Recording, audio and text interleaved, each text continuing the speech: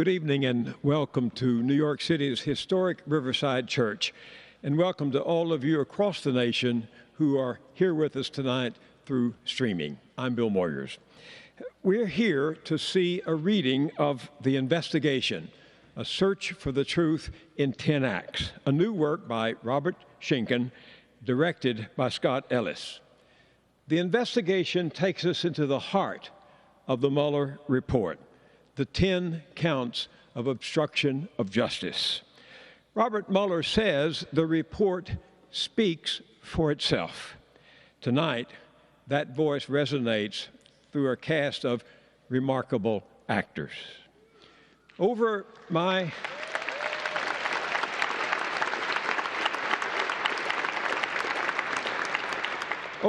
50-plus years in journalism, I have seen that for democracy to flourish requires able leaders and serious citizens sharing in a life of free and enriching communion. Let's call it the conversation of democracy.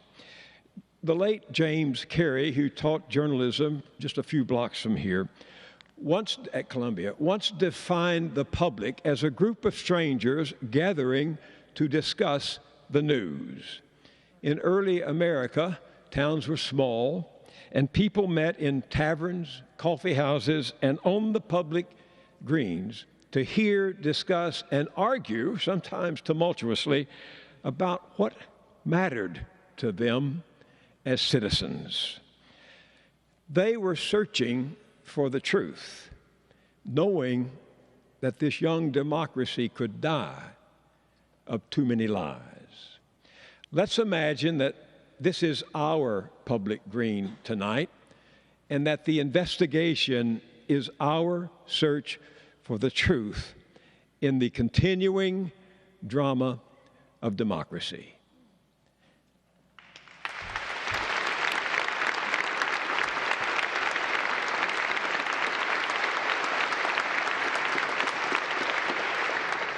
The Mueller report is the findings and conclusions of Special Counsel Robert Mueller's investigation into Russian efforts to interfere in the 2016 United States presidential election, allegations of conspiracy or coordination between Donald Trump's presidential campaign and Russia, and allegations of obstruction of justice. The report was publicly released on April 18, 2019. It is divided into 2 volumes. Volume 1 focused on Russian interference in the 2016 presidential election and concludes it occurred in sweeping and systematic fashion and violated U.S. criminal law. Robert Mueller, there were multiple systematic efforts to interfere in our election. That allegation deserves the attention of every American. Volume 2 focuses on obstruction of justice. Obstruction of justice is the crime of willfully interfering with the process of justice and law, especially by influencing, threatening, harming, or impeding a witness, potential witness, legal officer, or by furnishing false information or otherwise impeding an investigation or legal process. Robert Mueller's investigation found 10 possible acts of obstruction of justice. Let us examine what Mueller discovered in his own words as laid down by the report. Act 1. President Trump asked the FBI director to shut down the investigation into National Security Advisor Michael Flynn. On January 12, 2017, a Washington Post columnist reported that Michael Flynn and Sergei Kislyak, a senior Russian diplomat, communicated on the day the administration of Obama announced the Russia sanctions. President-elect Trump called Priebus after the story was published and expressed anger about it. What the hell is this all about? Reince Priebus, White House Chief of Staff, called Flynn and told him that the president was angry about the reporting on Flynn's conversations with Kislyak. Michael Flynn. Flynn recalled that he had felt a lot of pressure because Priebus had spoken to the boss and said Flynn needed to kill the story. January 27, the president called FBI Director James Comey and invited him to dinner that evening. Priebus recalled that before the dinner, he told the president something like, "Don't talk about Russia, whatever you do." And the president promised he would not talk about Russia at the dinner. Don McGahn, White House counsel, had previously advised the president that he should not communicate directly with the Department of Justice to avoid the perception or reality of political interference in law enforcement. When Steve Bannon, White House chief strategist, learned about the president's planned dinner with Comey, he suggested that he or Priebus also attend. But the president stated that he wanted to dine with Comey alone. According to Comey's account, at one point during the dinner, the president stated, "I need loyalty. I expect loyalty." Comey did not respond, and the conversation moved on to other topics. But the president returned to the subject of Comey's job at the end of the dinner and repeated, "I need loyalty." You will always get honesty from me. That's what I want, honest loyalty. You will get that from me. February 13th, 2017, Priebus told Flynn he had to resign. Flynn said he wanted to say goodbye to the president, so Priebus brought him to the Oval Office. Priebus recalled that the president hugged Flynn, shook his hand, and said, "We'll give you a good recommendation. You're a good guy. We'll take care of you." February 14, 2017, the day after Flynn's resignation, the president had lunch at the White House with New Jersey Governor Chris Christie. Now that we fired Flynn, the Russia thing is over. No way. This Russia thing is far from over. We'll be here on Valentine's Day 2018 talking about this. What do you mean? Flynn met with the Russians. That was the problem. I fired Flynn. It's over. Christie also told the president that he would never be able to get rid of Flynn like gum on the bottom of your shoe. Towards the end of the lunch, the president brought up Comey and asked if Christie was still friendly with him. Christie said he was. "Tell him that the president really likes him. Tell him he's part of the team." At the end of the lunch, the president repeated his request that Christie reach out to Comey. Christie had no intention of complying with the president's request that he contact Comey. He thought the president's request was nonsensical, and Christie did not want to put Comey in the position of having to receive such a phone call. Christie thought it would have been uncomfortable to pass on that message. The president met with Comey, Sessions, and other officials for a Homeland Security briefing. At the end of the briefing, the president dismissed the other attendees and stated that he wanted to speak to Comey alone. Once they were alone, the president began the conversation by saying, "I want to talk about Mike Flynn." The president stated that Flynn had not done anything wrong in speaking with the Russians, but had to be terminated because he had misled the vice president. The conversation turned to the topic of leaks of classified information. But the president returned to Flynn. He's a good guy, and he's been through a lot. I hope you can see your way to letting this go, to letting Flynn go. He's a good guy. I hope you can let this go. Comey agreed that Flynn is a good guy, but did not commit to ending the investigation of Flynn. February 15, 2017, the president told reporters, "General Flynn is a wonderful man. I think he's been treated very, very unfairly by the media." The president said he did not direct Flynn to discuss sanctions with Kislyak, but it certainly would have been okay with me if he did. I would have directed him to do it if I thought he wasn't doing it. I didn't direct it, but I would have directed it because that's his job. February 22, 2017, Priebus and Bannon told Deputy National Security Advisor K.T. McFarland that the president wanted her to resign, but they suggested to her that the administration could make her the ambassador to Singapore. McFarland reached out to White House legal staff John Eisenberg. McFarland told him that she'd been fired from her job and offered the ambassadorship in Singapore, but that the president and Priebus wanted a letter from her denying that the president directed Flynn to discuss sanctions with Kislyak. Eisenberg advised McFarland not to write the requested letter. As documented by McFarland in a contemporaneous memorandum for the record that she wrote because she was concerned by the president's request, Eisenberg thought the requested email and letter would be a bad idea. From my side, because the email would be awkward. Why would I be emailing Priebus to make a statement for the record? It would also be a bad idea for the president because it looked as if my ambassadorial appointment was in some way a quid pro quo.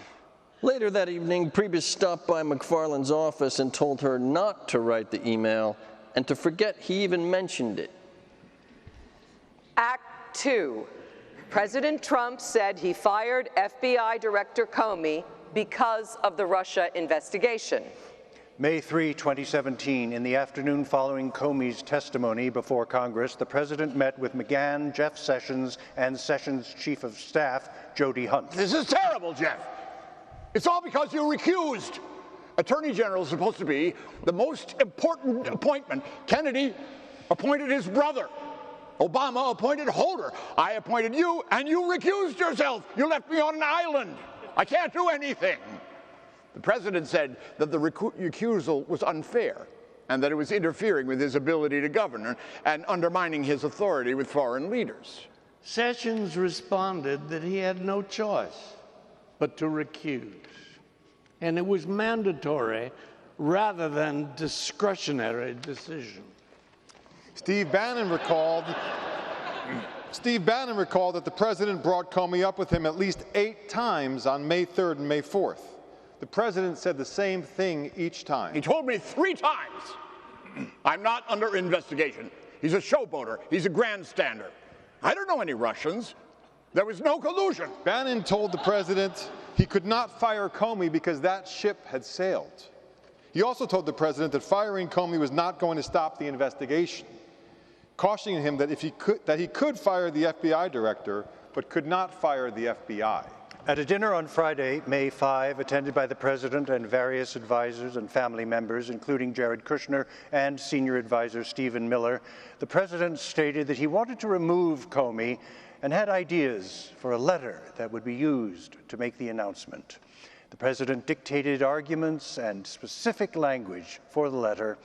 Miller took notes. As reflected in the notes, the President told Miller that the letter should start. While I greatly appreciate you informing me that I am not under investigation concerning what I have often stated is a fabricated story on a Trump-Russia relationship pertaining to the 2016 presidential election, please be informed that I believe the American public, including D's and R's, have lost faith in you as director of the FBI. Following the dinner, Miller prepared a termination letter based on those notes and research he conducted to support the president's arguments.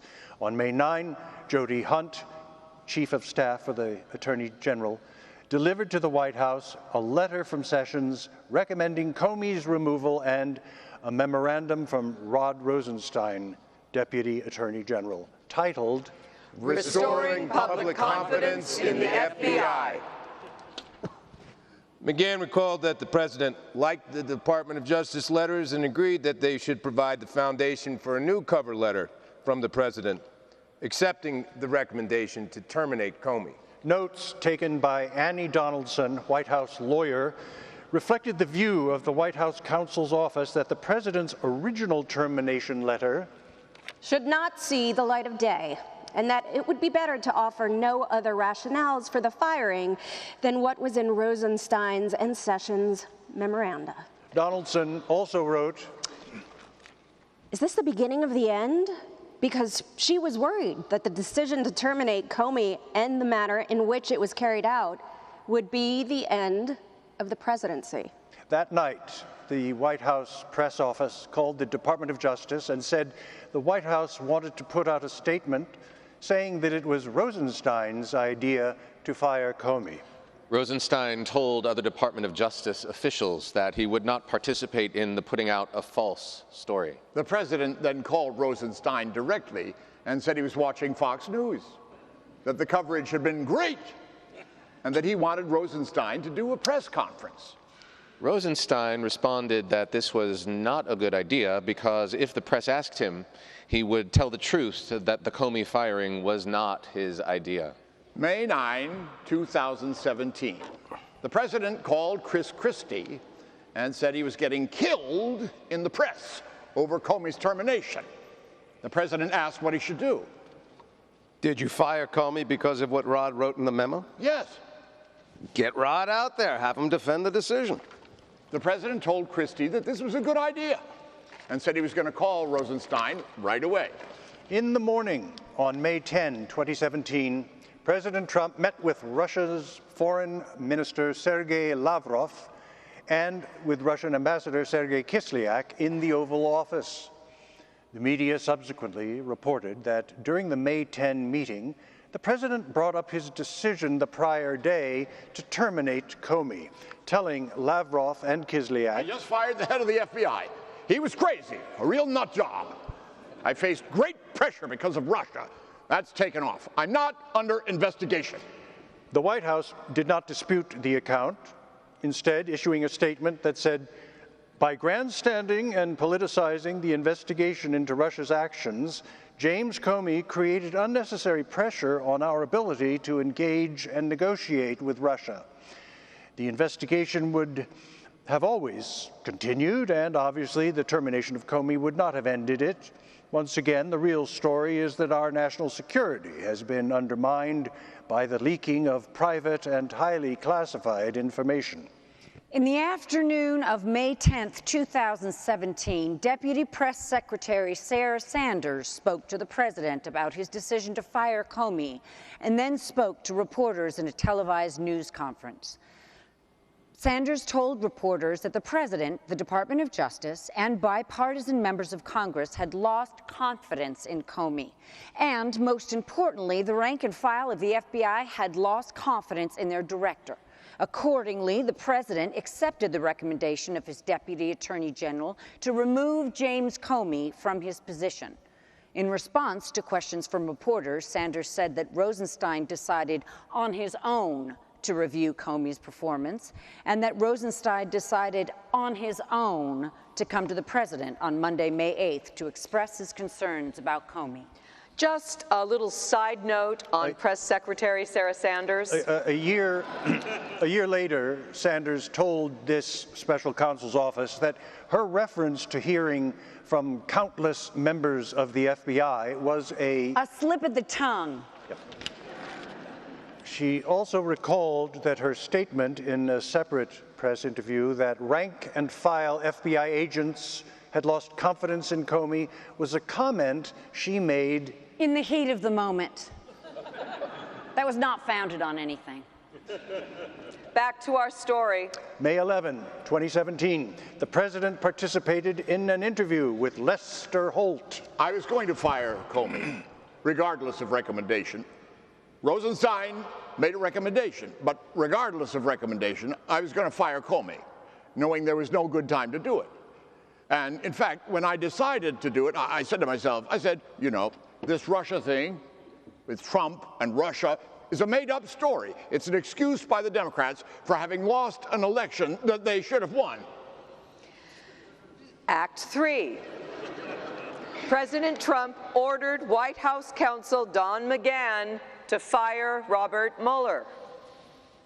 May 17, 2017, Acting Attorney General Rosenstein appointed Robert S. Mueller III as special counsel and authorized him to conduct the Russia investigation and matters that arose from the investigation. When Sessions told the president that a special counsel had been appointed, the president slumped back in his chair and said, "Oh my God, this is terrible. This is the end of my presidency. I'm fucked." The president became angry and lambasted the Attorney General for his decision to recuse from the investigation, saying, "How could you let this happen, Jeff?" The president said the position of Attorney General was his most important appointment and that Sessions had let him down, contrasting him to Eric Holder and Robert Kennedy. "You were supposed to protect me.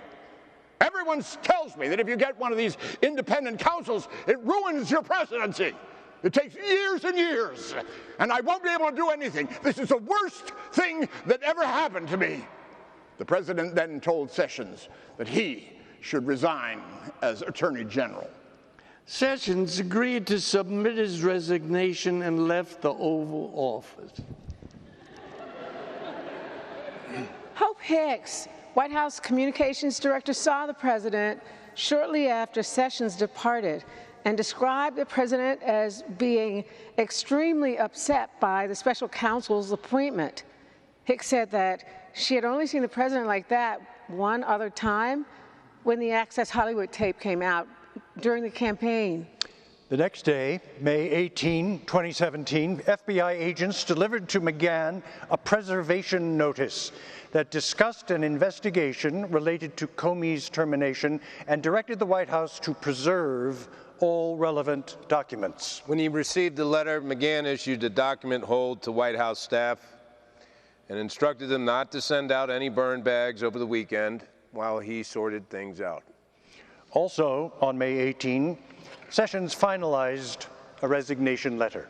Pursuant to our conversation of yesterday, and at your request, I hereby offer my resignation. Sessions, accompanied by Hunt, brought the letter to the White House and handed it to the president. The president put the resignation letter in his pocket and asked Sessions several times whether he wanted to continue serving as Attorney General.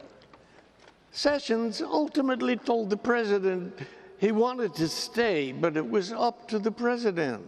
The president said he wanted Sessions to stay. At the conclusion of the meeting, the president shook Sessions' hand. But he did not return the resignation letter. May 18, 2017, when Priebus and Bannon learned that the president was holding on to Sessions' resignation letter, they became concerned that it could be used to influence the Department of Justice. Priebus told Sessions it was not good for the president to have the letter because it would function as a kind of shock collar that the president could use anytime he wanted. Priebus said the president had the Department of Justice by the throat. Priebus and Bannon told Sessions that they would attempt to get the letter back from the president with a notation that he was not accepting Sessions' resignation. May 19, 2017, the president left for a trip to the Middle East. Hicks recalled that on President's flight from Saudi Arabia to Tel Aviv, the president pulled Sessions' resignation letter from his pocket. He showed it to a group of senior advisors and asked them what he should do about it. During the trip, Priebus asked about the resignation letter so he could return it to Sessions, but the president told him that the letter was back at the White House. It was not until May 30, 3 days after the president returned from the trip, that the president returned the letter to Sessions with a notation saying, "Not accepted." In the days following the special counsel's appointment, the president repeatedly told advisors that the special counsel Mueller had conflicts of interest, that Mueller had interviewed for the FBI director position shortly before being appointed as special counsel, that he had worked for a law firm that represented people affiliated with the president, and that Mueller had disputed certain fees relating to his membership in a Trump golf course in Northern Virginia. Bannon recalled telling the president that the purported conflicts were ridiculous and that none of them were as real or could come close to justifying precluding Mueller from serving as special counsel. May 23, 2017, McGahn told the president that he would not call Rosenstein about Mueller, that he would suggest that the president not make such a call either. McGahn advised that the president could discuss the issue with his personal attorney, but it would look like still trying to meddle in the investigation, and knocking out Mueller would be another fact used to claim obstruction of justice. McGahn told the president that his biggest exposure was not his act of firing Comey, but his other contacts and calls and his ask regarding Flynn.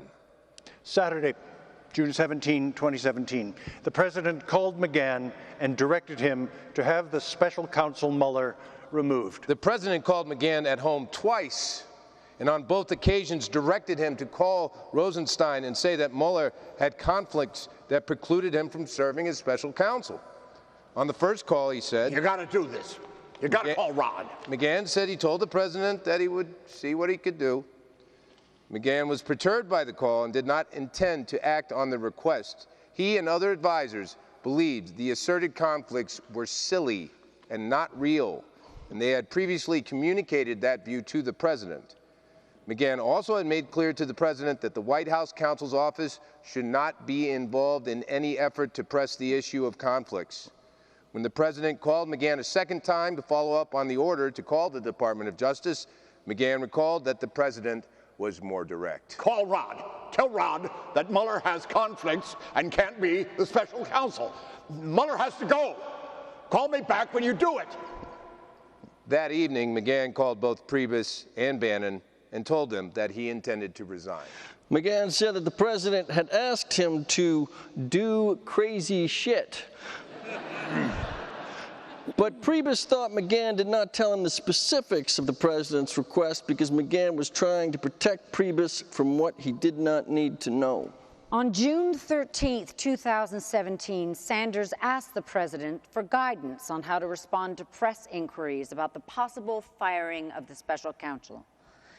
The president dictated an answer, which Sanders delivered, saying that while the president has every right to fire the special counsel, he has no intention to do so. June 15 and 16, the president issued a series of tweets acknowledging the existence of the obstruction investigation and criticizing it. They made up a phony collusion with the Russian story, found zero proof, so now they go for obstruction of justice on the phony story. Nice.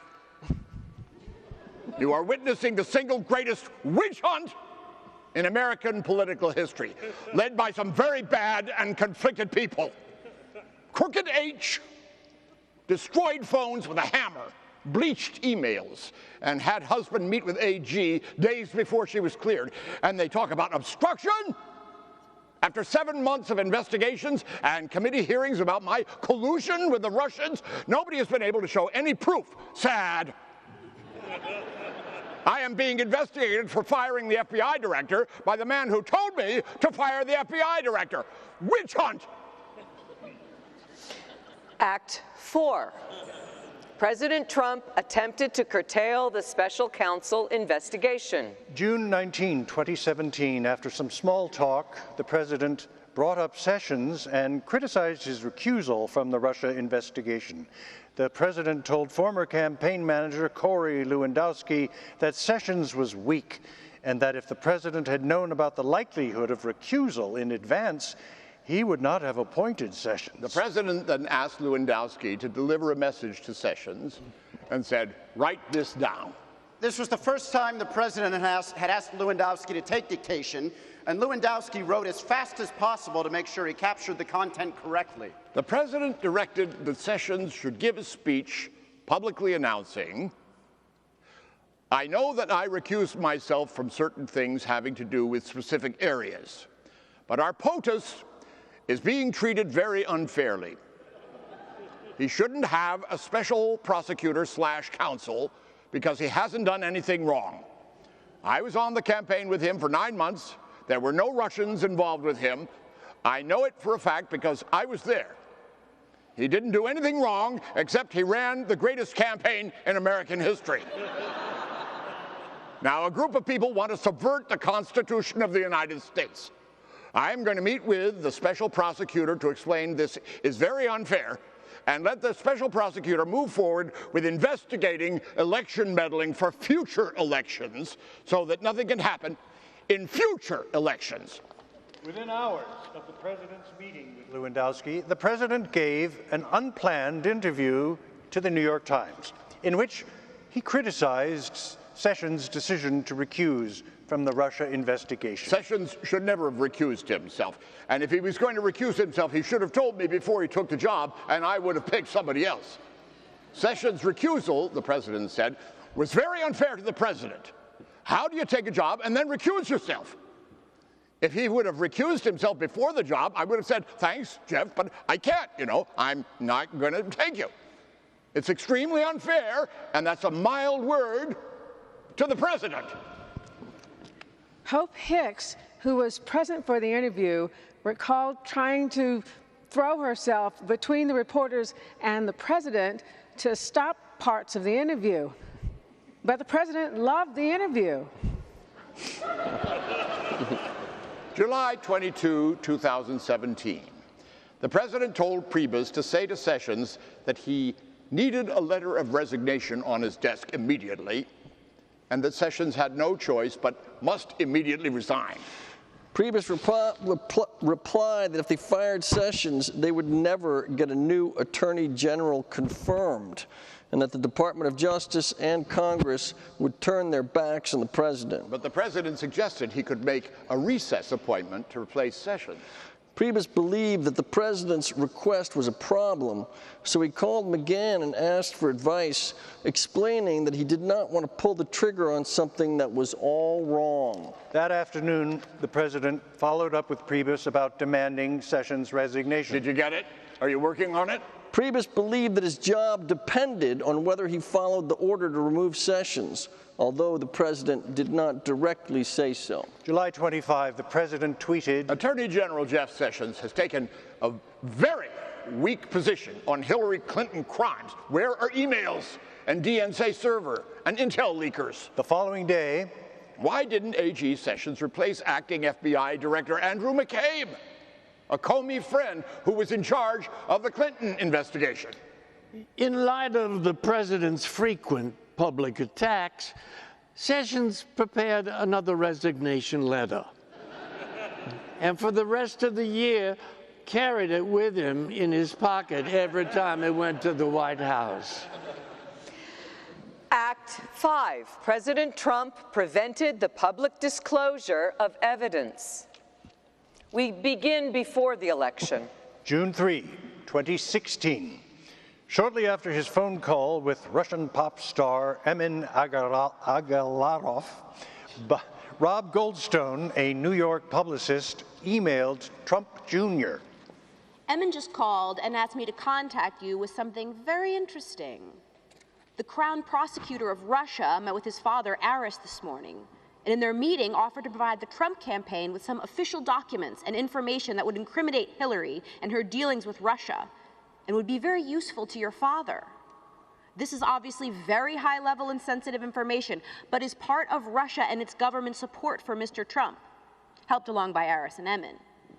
What do you think is the best way to handle this information? And would you be able to speak to Emin about it directly? I can also send this info to your father via Rona, but it's ultra-sensitive, so I wanted to send it to you first. Within minutes of this email, Trump Jr. responded, emailing back, Thanks, Rob. I appreciate that. I'm on the road at the moment, but perhaps I just speak to Emin first. It seems we have some time, and if it's what you say, I love it, especially later in the summer. Could we do a call first thing next week when I'm back? Goldstone conveyed Trump Jr.'s interest to Emin Agalarov, emailing that Trump Jr. wants to speak personally on the issue. We jump ahead now, a year later, July 7, 2017. Trump is now president. The following week, the president departed on an overseas trip for the G20 summit in Hamburg, Germany, accompanied by Hope Hicks, Jared Kushner, and Ivanka Trump, among others. While the president was overseas, Hicks learned that the New York Times was working on a story about the June 9 meeting. The next day, Hicks told the president about the story, and he directed her not to comment. Hicks thought the president's reaction was odd because he usually considered not responding to the press to be the ultimate sin. Later that day, Hicks and the president again spoke about the story. Hicks recalled that the president asked her what the meeting had been about, and she said that she had been told the meeting was about Russian adoption. Then just say that. On the flight home, Hicks obtained a draft statement about the meeting to be released by Trump Jr. and brought it to the president. The draft statement began with a reference to the information that was offered by the Russians in setting up the meeting. I was asked to have a meeting by an acquaintance I knew from the 2013 Miss Universe pageant with an individual who I was told might have information helpful to the campaign. Hicks again wanted to disclose the entire story but the president directed that the statement not be issued because it said too much. The president told Hicks to say... Only that Trump Jr. took a brief meeting, and it was about Russian adoption. Hicks texted Trump Jr. a revised statement that read... It was a short meeting. I asked Jared and Paul to stop by. We discussed a program about the adoption of Russian children that was active and popular with American families years ago and since ended by the Russian government. But it was not a campaign issue at that time, and there was no follow-up. Are you okay with this? Attributed to you? Trump Jr. responded by text message that he wanted to add the word primarily before discussed so that the statement would read, we primarily discussed a program about the adoption of Russian children. Trump Jr. texted that he wanted to change because they started with some Hillary thing, which was BS, and some other nonsense, which we shot down fast. I think that's right, too, but Bossman worried it invites a lot of questions. Ultimately defer to you and your attorney on that word because I know it's important, and I think the mention of a campaign issue, it adds something to it in case we have to go further. If I don't have it in there, it appears as though I'm lying later when they inevitably leak something. Trump Jr.'s statement, adding the word primarily and making other minor additions, was then provided to the New York Times. The full statement provided to the Times stated, it was a short introductory meeting. I asked Jared and Paul to stop by. We primarily discussed a program about the adoption of Russian children that was active and popular with American families years ago and since ended by the Russian government. But it was not a campaign issue at the time, and there was no follow-up. I was asked to attend the meeting by an acquaintance, but I was not told the name of the person I would be meeting with beforehand. The statement did not mention the offer of derogatory information about Clinton or any discussion of the Magnitsky Act or U.S. sanctions, which were the principal subjects of the meeting. Short while later, while still on Air Force One, Hicks learned that Priebus knew about the emails, which further convinced her that additional information about June 9 meeting would leak and the White House should be proactive and get in front of the story. Hicks recalled again going to the president to urge him that they should be fully transparent about the June 9 meeting. But he again said no, telling Hicks, you've given a statement, we're done.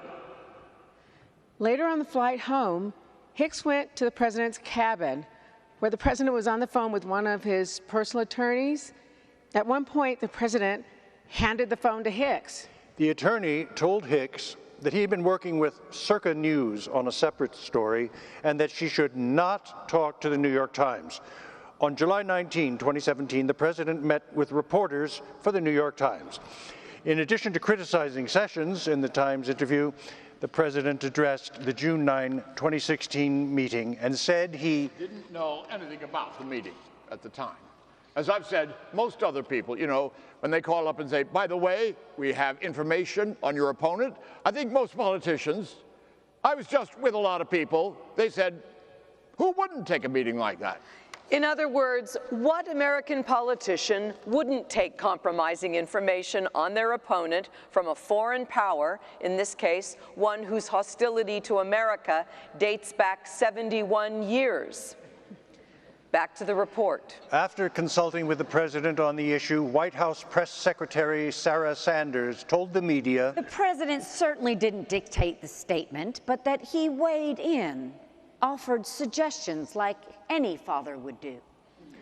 Several months later, the president's personal counsel stated in a private communication to the special counsel's office that the president dictated a short but accurate response to the New York Times article on behalf of his son, Donald Trump, Jr. Act 6. President Trump wanted Attorney General Sessions to unrecuse from the Russia investigation. At some point after the appointment of the special counsel, Robert Mueller, the president called Sessions at home and asked if Sessions would unrecuse himself. According to Sessions, the president asked him to reverse his recusal so that Sessions could direct the Department of Justice to investigate and prosecute Hillary Clinton. And the gist of the conversation was that the president wanted Sessions to unrecuse from all of it. including the special counsel's Russia investigation. Sessions listened, but did not respond, and he did not reverse his recusal order or order an investigation of Clinton. December 6, 2017, 5 days after Flynn pleaded guilty to lying about his contacts with the Russian government, the president asked to speak with Sessions in the Oval Office at the end of a cabinet meeting. During that Oval Office meeting, which Rob Porter, White House staff secretary, attended, the president again suggested that Sessions should unrecuse. Which Porter linked to taking back supervision of the Russia investigation and directing an investigation of Hillary Clinton.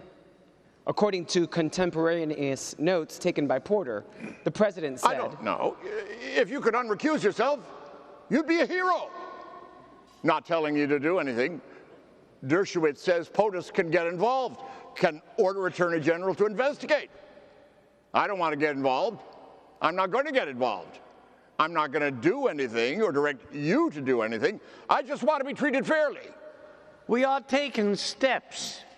Whole new leadership team, professionals will operate according to the law. Sessions also said, I never saw anything that was improper. Which Porter thought was noteworthy because it did not fit with the previous discussion about Clinton. At the end of December, the president told the New York Times, it was too bad that Sessions had recused himself from the Russia investigation. When asked about whether Holder had been a more loyal Attorney General to President Obama than Sessions was to him, the president said, I don't want to get into loyalty, but I will tell you that, I will say this, Holder protected President Obama, totally protected him.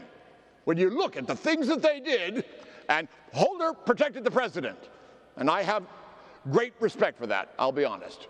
Later, in January, the president brought up the idea of replacing Sessions and told Porter that he wanted to, quote, clean house, unquote, at the Department of Justice. In a meeting in the White House residence on January 27, 2018, Porter recalled that the president talked about the great attorneys he had had in the past with successful win records, such as Roy Cohn and Jay Goldberg, and said that one of his biggest failings as president was that he had not surrounded himself with good attorneys, citing Sessions as an example. The president raised Sessions' recusal and brought up and criticized the special counsel's investigation. August 1, 2018, the president tweeted that Attorney General Jeff Sessions should stop this rigged witch hunt right now.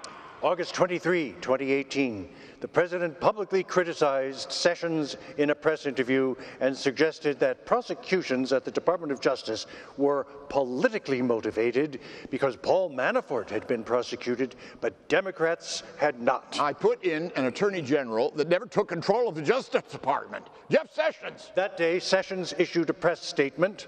I took control of the Department of Justice the day I was sworn in. While I am Attorney General, the actions of the Department of Justice will not be improperly influenced by political considerations. The next day, the president tweeted a response. Department of Justice will not be improperly influenced by political considerations. Jeff, this is great. What everyone wants. So look into all of the corruption on the other side, including deleted emails, Comey lies and leaks, Mueller conflicts, McCabe, Stroke, Page, or FISA abuse, Christopher Steele and his phony and corrupt dossier, the Clinton Foundation, illegal surveillance of Trump campaign, Russian collusion by Dems, and so much more. Open up the papers and documents without redaction. Come on, Jeff, you can do it. The country is waiting. In early July 2017, the president asked Staff Secretary Rob Porter what he thought of Associate Attorney General Rachel Brand. Porter recalled that the president asked him if Brand was good, tough, and on the team. The president also asked if Porter thought Brand was interested in being responsible for the special counsel's investigation and whether she would want to be Attorney General one day. Because Porter knew Brand, the president asked him to sound her out about taking responsibility for the investigation and being Attorney General. Keep in touch with your friend. Act 7.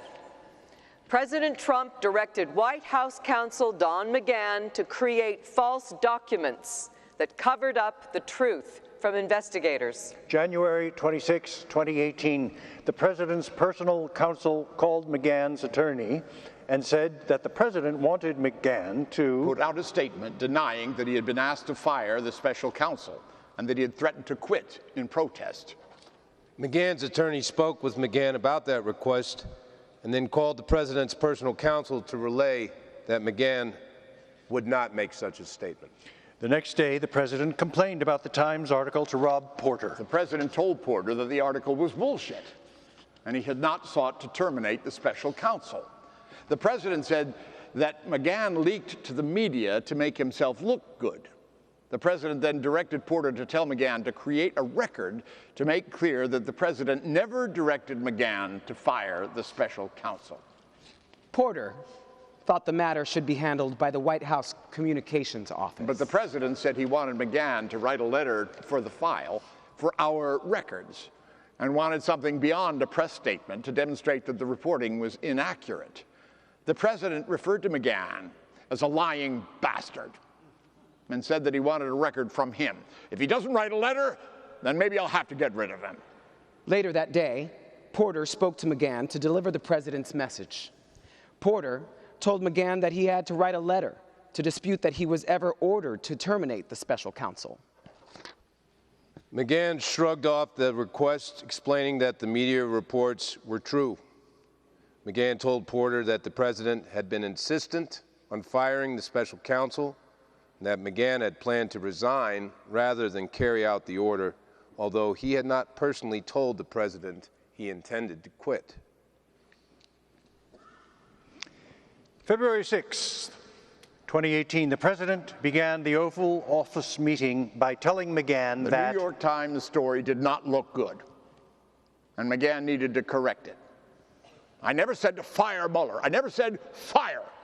This story doesn't look good. You need to correct this. You're the White House counsel. McGahn acknowledged that he had not told the president directly that he planned to resign, but said that the story was otherwise accurate. Did I say the word fire? What you said is, call Rod Rosenstein, tell Rod that Mueller has conflicts and can't be the special counsel. I never said that. The president said he merely wanted McGahn to raise the conflicts issue with Rosenstein and leave it to him to decide what to do. McGahn told the president he did not understand the conversation that way, and instead had heard, call Rod, there are conflicts, Mueller has to go. The president asked McGahn whether he would do a correction. No. The president also asked McGahn in the meeting why he had told special counsel's office investigators that the president had told him to have the special counsel removed. McGahn responded that he had to, and that his conversations with the president were not protected by attorney-client privilege. What about these notes? Why do you take notes?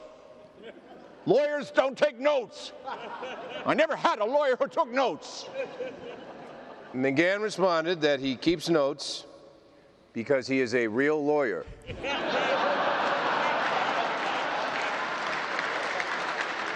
And explained that notes create a record and are not a bad thing.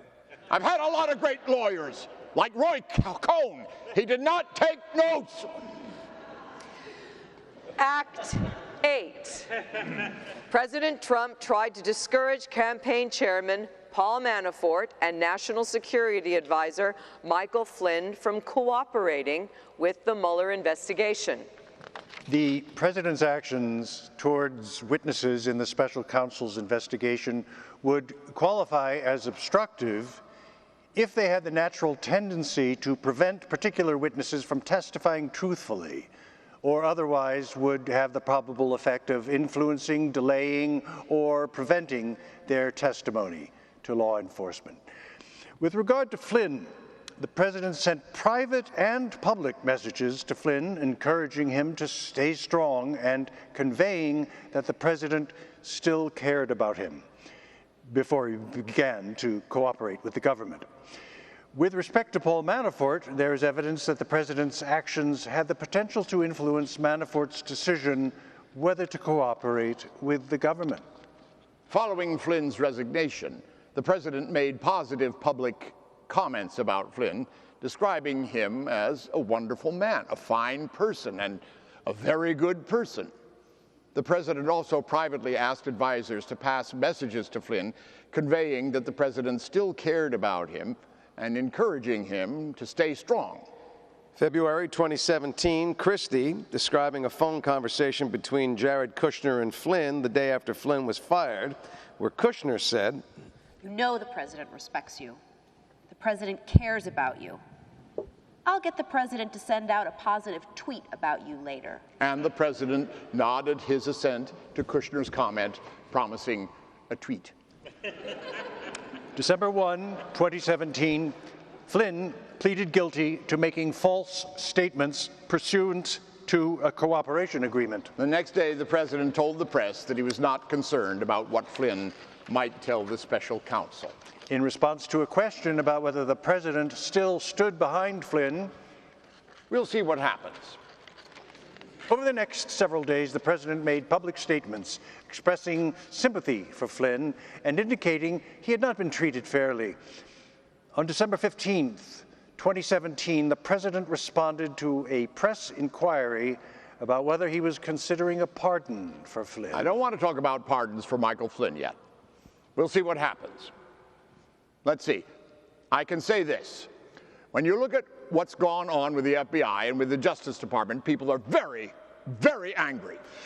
January 2018, Paul Manafort, former campaign manager, told Rick Gates, political consultant, that he had talked to the president's personal counsel and they were going to take care of us. Manafort told Gates it was stupid to plead, saying that he had been in touch with the president's personal counsel and repeating that they should sit tight and will be taken care of. Gates asked Manafort outright if anyone mentioned pardons. Manafort said no one used that word. June 15, 2018, in public, the president made statements criticizing the prosecution and suggesting that Manafort was being treated unfairly. On June 15, 2018, before a scheduled court hearing that day on whether Manafort's bail should be revoked based on new charges that Manafort had tampered with witnesses while out on bail, the president told the press, I feel badly about a lot of them because I think a lot of it is very unfair. I mean, I look at some of them where they go back 12 years, like Manafort has nothing to do with our campaign. But I feel, so I tell you, I feel a little badly about it. They went back 12 years to get things that he did 12 years ago. I feel badly for some people because they've gone back 12 years to find things about somebody, and I don't think it's right. In response to a question about whether he was considering a pardon for Manafort or other individuals involved in the special counsel's investigation. I don't want to talk about that. No, I don't want to talk about that. But look, I do want to see people treated fairly. That's what it's all about. June 15, 2018, immediately following the revocation of Manafort's bail, the president's personal lawyer, Rudolph Giuliani, gave a series of interviews in which he raised the possibility of a pardon for Manafort. I guess I should clarify this once and for all. The president has issued no pardons in this investigation. The president is not going to issue pardons in this investigation. When it's over, hey, he's the president of the United States. He retains his pardon power. Nobody's taken that away from him. Giuliani said the comments only acknowledged that an individual involved in the investigation would not be excluded from a pardon if, in fact, the president and his advisors come to the conclusion that you have been treated unfairly. August 17, 2018, as jury deliberations continued, the president commented on the trial from the South Lawn of the White House. When asked whether he would pardon Manafort if he was convicted. I don't talk about that now. I don't talk about that. I think the whole Manafort trial is very sad when you look at what's going on there. I think it's a very sad day for our country. He worked for me for a very short period of time, but you know what? He happens to be a very good person, and I think it's very sad what they've done to Paul Manafort. In a Fox News interview on August 22, 2018, the president said, Cohen makes a better deal when he uses me, like everyone else. And one of the reasons I respect Paul Manafort so much is he went through that trial. You know, they make up stories. People make up stories. This whole thing about flipping, they call it. I know all about flipping. The president said that flipping was not fair and almost ought to be outlawed. In an interview on November 28, 2018, the president suggested that it was very brave that Manafort did not flip. If you're told the truth, you go to jail. You know, this flipping stuff is terrible. You flip and you lie and you get... The prosecutors will tell you that 99% of the time they can get people to flip. It's rare that they can't, but I had 3 people, Manafort, Jerome Corsi, I don't know Corsi, but he refuses to say what they demanded. Manafort, Corsi. Redacted. It's actually very brave. In response to a question about a potential pardon for Manafort... It was never discussed, but I wouldn't take it off the table. Why would I take it off the table? Act 9. President Trump encouraged Michael Cohen to lie about Trump Tower Moscow. According to Michael Cohen, personal lawyer to Donald Trump, in approximately September 2015, he obtained internal approval from Trump to negotiate on behalf of the Trump Organization to have a Russian corporation build a tower in Moscow that licensed the Trump name and brand. Cohen thereafter had numerous brief conversations with Trump about the project. Cohen recalled that Trump wanted to be updated on any developments with Trump Tower Moscow, and on several occasions brought the project up with Cohen to ask what was happening with it.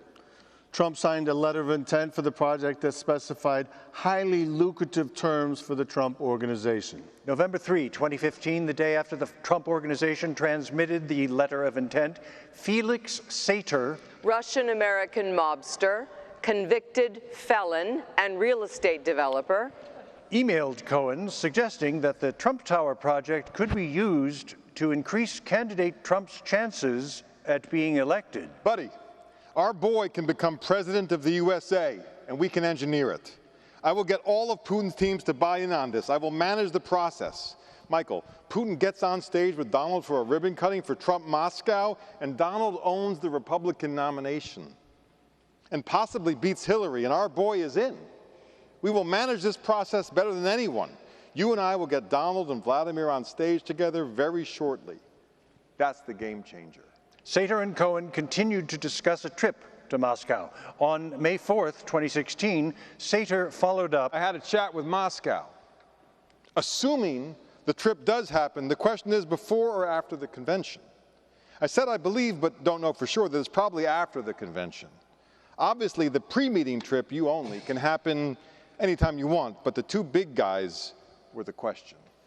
My trip before Cleveland, Trump once he becomes the nominee after the convention. May 5, 2016, Sater followed up with a text that Cohen thought he probably read to Trump. Peskov would like to invite you as his guest to the St. Petersburg Forum, which is Russia's Davos. It's June 16 to 19. He wants to meet there with you and possibly introduce you to either Putin or Russian Prime Minister Dmitry Medvedev. This is perfect. The entire business class of Russia will be there as well. He said anything you want to discuss, including dates and subjects, are on the table to discuss. Cohen recalled discussing the invitation with candidate Trump and saying that Putin or Medvedev might be there. Trump said that he would be willing to travel to Moscow if Cohen could lock and load on the deal. August 2017. Cohen recalled telling Jay Sekulow, the president's personal counsel, who did not have firsthand knowledge of the project, that there was more detail on Trump Tower Moscow that was not in the written statement to the Senate Intelligence Committee, including there were more communications with Russia and more communications with candidate Trump than the statement reflected. Cohen stated that Jay Sekulow responded,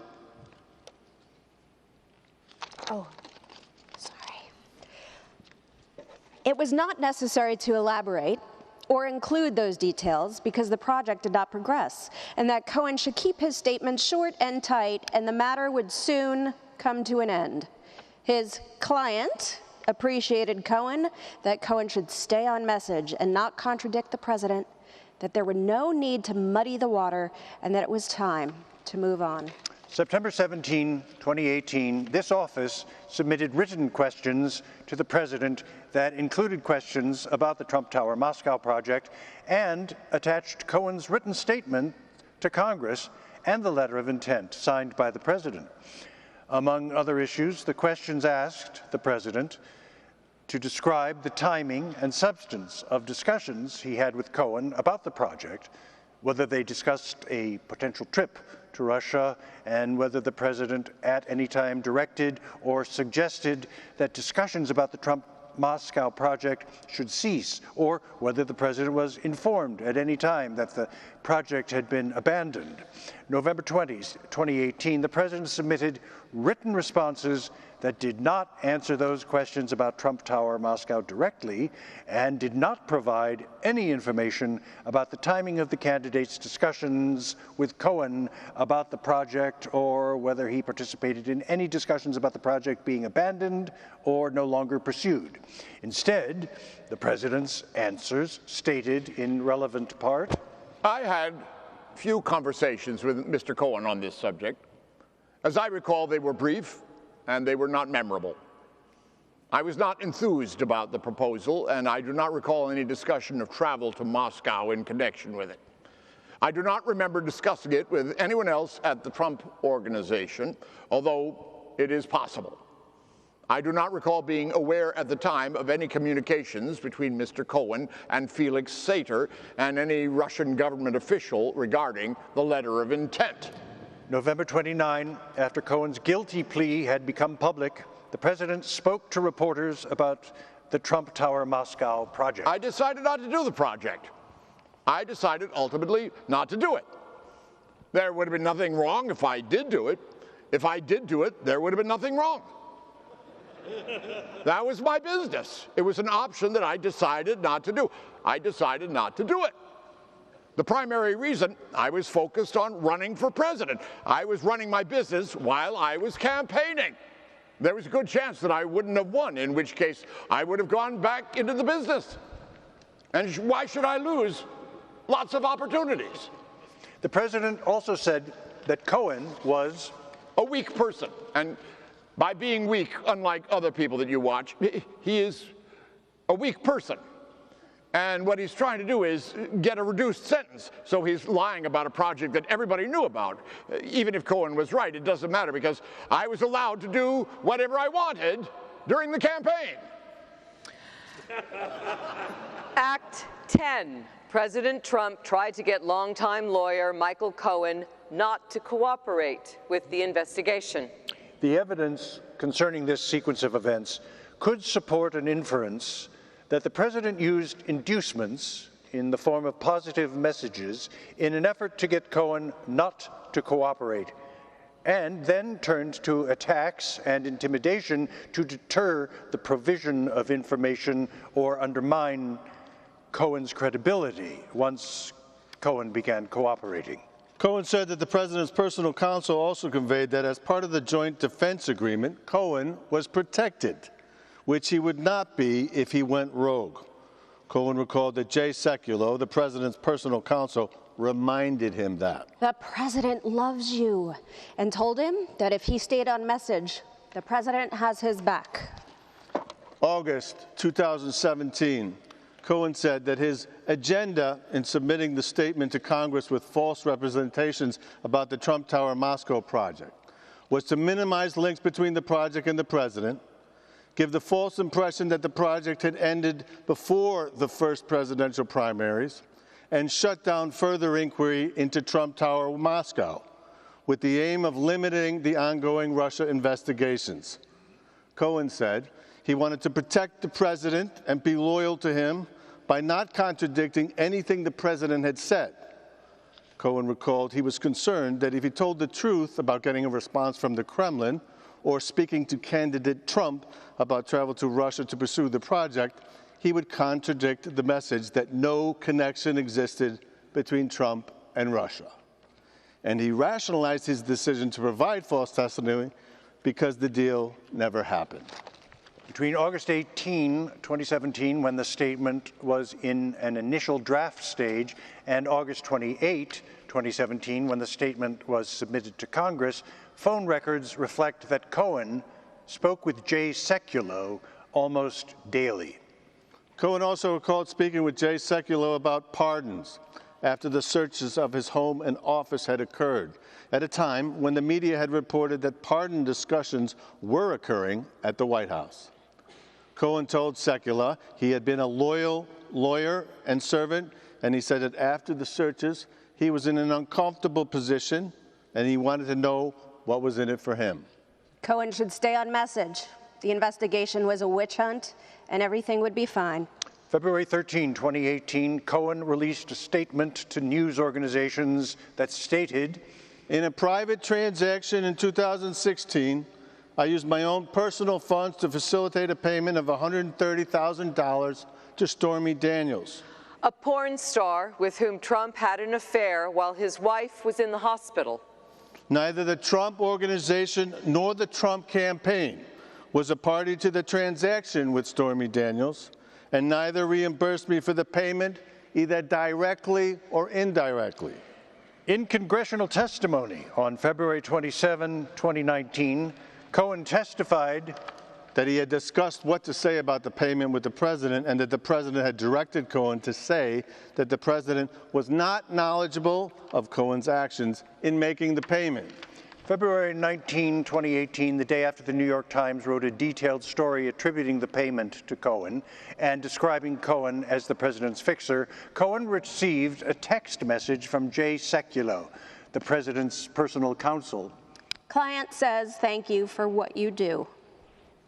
January 12, 2019, in an interview on Fox, the president was asked whether he was worried about Cohen's testimony. In order to get his sentence reduced, Cohen says, I have an idea. I'll tell. I'll give you some information on the president. Well, there is no information, but he should give information maybe on his father-in-law, because that's the one that people want to look at, because where does that money? That's the money in the family. And I guess he didn't want to talk about his father-in-law. He's trying to get his sentence reduced, so it's pretty sad. You know, it's weak, and it's very sad to watch a thing like that. 10 acts of obstruction. Act 1. President Trump asked the FBI director to shut down the investigation into National Security Advisor Michael Flynn. Act 2.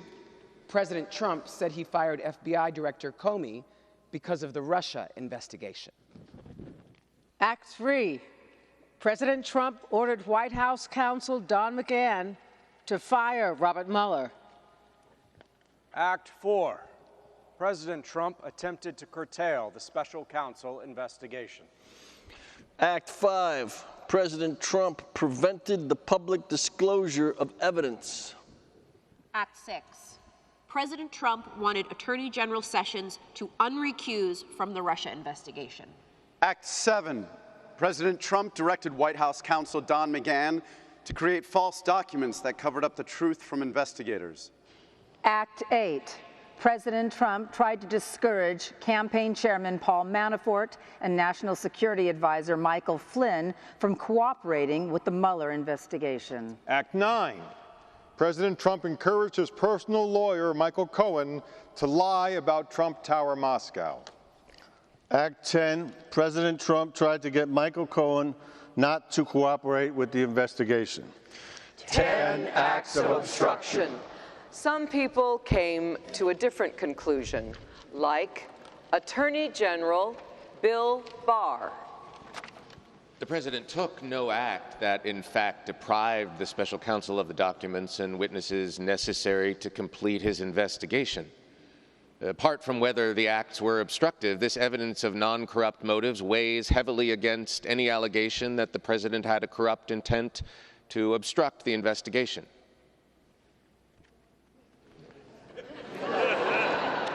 Some people jumped on the fact that Mueller did not say that Trump was guilty. Let's look at exactly what he actually said. On May 29th, for the very first time, Robert Mueller spoke directly to the press. The order appointing me special counsel authorized me to investigate actions that could obstruct the investigation. We conducted that investigation, and we kept the Office of the Acting Attorney General apprised of the progress of our work. As set forth in our report, after that investigation, if we had confidence that the President clearly did not commit a crime, we would have said that. If we had confidence that the President clearly did not commit a crime, we would have said that. They did not have confidence. He was innocent. But if they thought he was guilty and had committed any one or all 10 acts of obstruction, why didn't they charge him? As if anticipating that very question, Mueller told the press in his statement, under long-standing department policy, a president cannot be charged with a federal crime while he is in office. That is unconstitutional.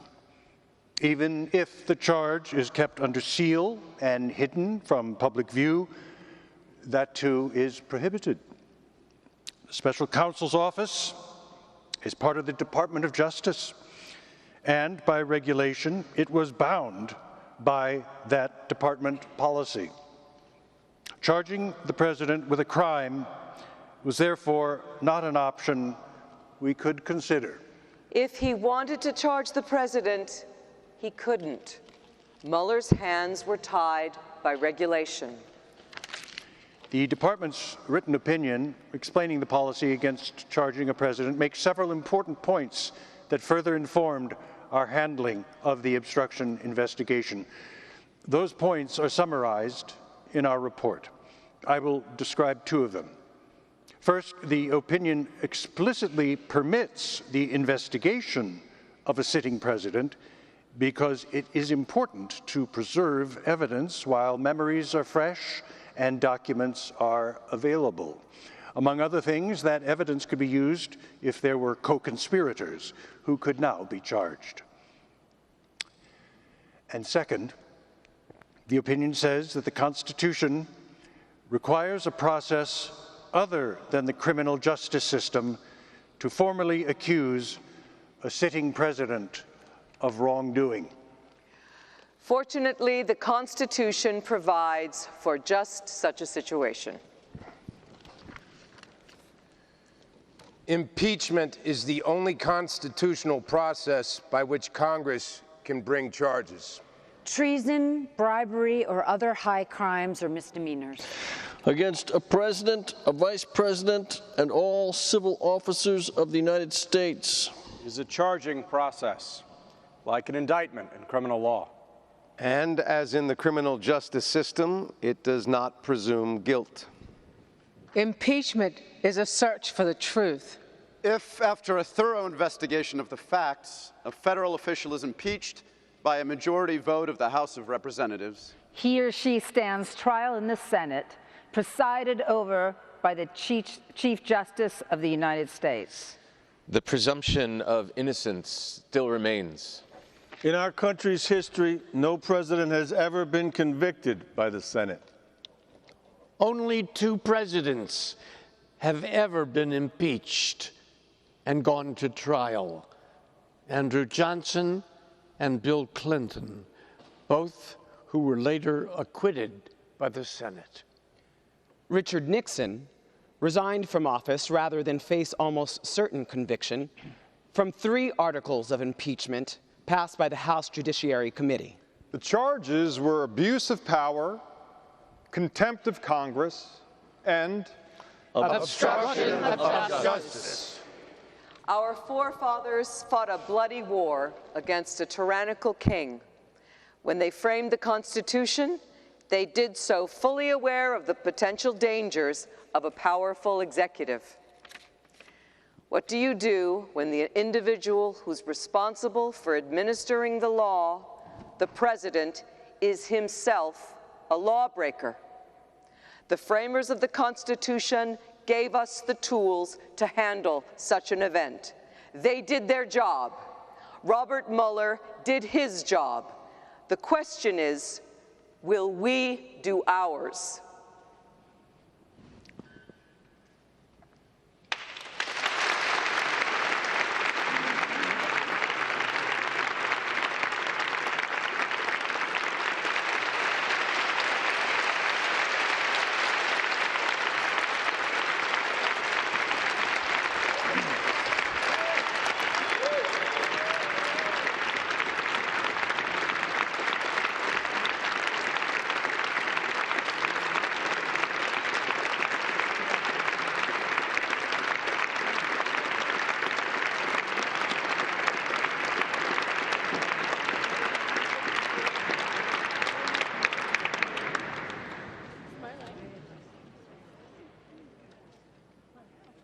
Robert Mueller's investigation found 10 possible acts of obstruction of justice. Let's review them one more time. President Trump asked the FBI director to shut down the investigation into National Security Advisor Michael Flynn. President Trump said he fired FBI Director Comey because of the Russia investigation. President Trump ordered White House counsel Don McGahn to fire Robert Mueller. President Trump attempted to curtail the special counsel investigation. President Trump prevented the public disclosure of evidence. President Trump wanted Attorney General Sessions to unrecuse from the Russia investigation. President Trump directed White House counsel Don McGahn to create false documents that covered up the truth from investigators. President Trump tried to discourage campaign chairman Paul Manafort and National Security Advisor Michael Flynn from cooperating with the Mueller investigation. President Trump encouraged Michael Cohen to lie about Trump Tower Moscow. President Trump tried to get his longtime lawyer Michael Cohen not to cooperate with the investigation. Robert Mueller did his job. The question is, will we do ours?